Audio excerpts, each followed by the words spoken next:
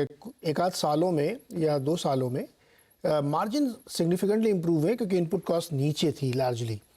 अब भी क्या गोइंग फॉरवर्ड उतना ही मार्जिन कंपनियां कमांड करेंगी या अब थोड़ा कम होगा?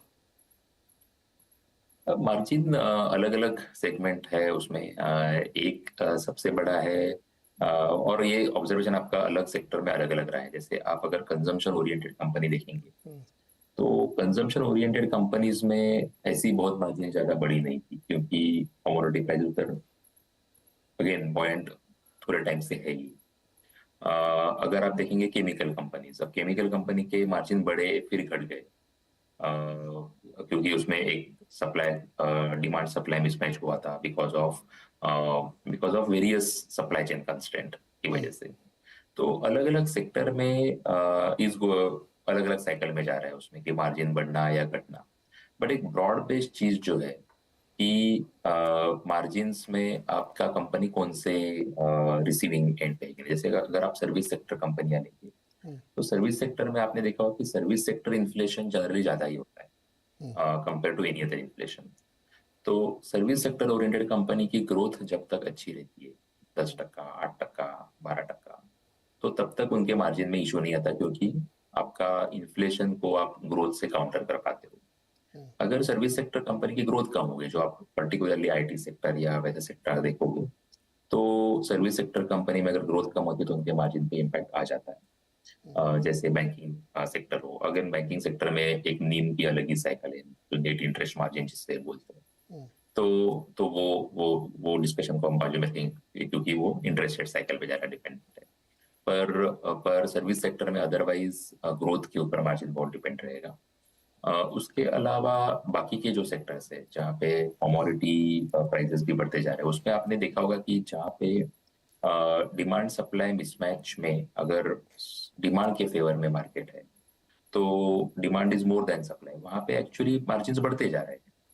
तो आपने देखा होगा कि जैसे एकदम सिंपल कमोडिटी का एग्जांपल लेते हैं कि रिफाइनिंग, तो ग्रॉस रिफाइनिंग मार्जिन तो बढ़ते गए क्योंकि डिमांड सप्लाई में रिफाइनिंग कैपेसिटी ज्यादा नहीं आई है। तो despite higher crude prices actually GRMs are higher.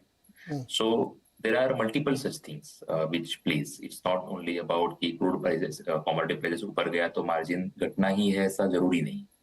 वो सेगमेंट का डिमांड कितना है, वो सेगमेंट का डिमांड सप्लाई कितना अच्छा है। अब जैसे ऑटो सेगमेंट अगर आप लोगे तो ऑटो में definitely Baring a pricing strategy, अभी आप देखेंगे कि देयर आर मेनी कार्स जो वेटिंग लिस्ट पे चलती है एसयूवीज में वगैरह, तो उसमें धीरे धीरे करके कंपनियों का प्राइसिंग पावर ज्यादा दिखना शुरू होगा।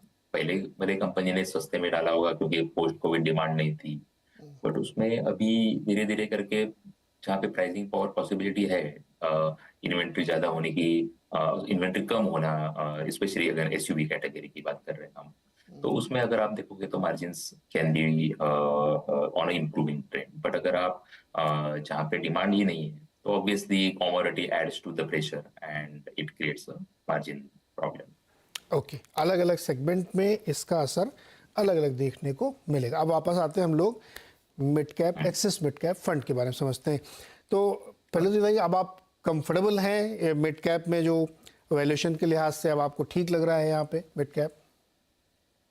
मैं सभी आप देखेंगे मार्केट, अगर मिड कैप का तो मार्केट वैसे उधर ही है, और ऊपर में भी प्रोबेबली अगर मिड कैप इंडेक्स की तो mid cap index actually new high पे है। तो वैल्यूएशंस जैसे थे वैसे है, ऐसा बोल सकते हैं। उसमें ऑब्वियसली करेक्शन कुछ स्टॉक्स में ज्यादा हुआ, कुछ स्टॉक्स में कम हुआ, which is a normal cycle, वो होता ही रहता है हमेशा कि करेक्शन कुछ स्टॉक में ज्यादा या कम होता रहता है। तो ऑलवेज अगर आप देखेंगे कि मिड कैप इंडेक्स, तो मिड कैप इंडेक्स अगर YTD ये कैलेंडर ईयर अगर हम उसका मूवमेंट देखेंगे तो कैलेंडर ईयर मूवमेंट में the index is up 9%, right. अब वो 9% इंडेक्स अप में there are at least there are many companies, at least 30-40 companies जिनका 20% से ऊपर आपको रिटर्न मिला है, और while at the same time there are at least almost 30-40 company जहाँ पे 15% से ज्यादा कंपनी गिरी है। तो वो इन दैट कॉन्टेक्स्ट अगर हाँ, तो कुछ सेगमेंट में वैल्यूएशन ज्यादा फेवरेबल हुआ होगा, बट कुछ सेगमेंट में एक्चुअली पहले से ज्यादा हुआ है। यहाँ पे एक छोटा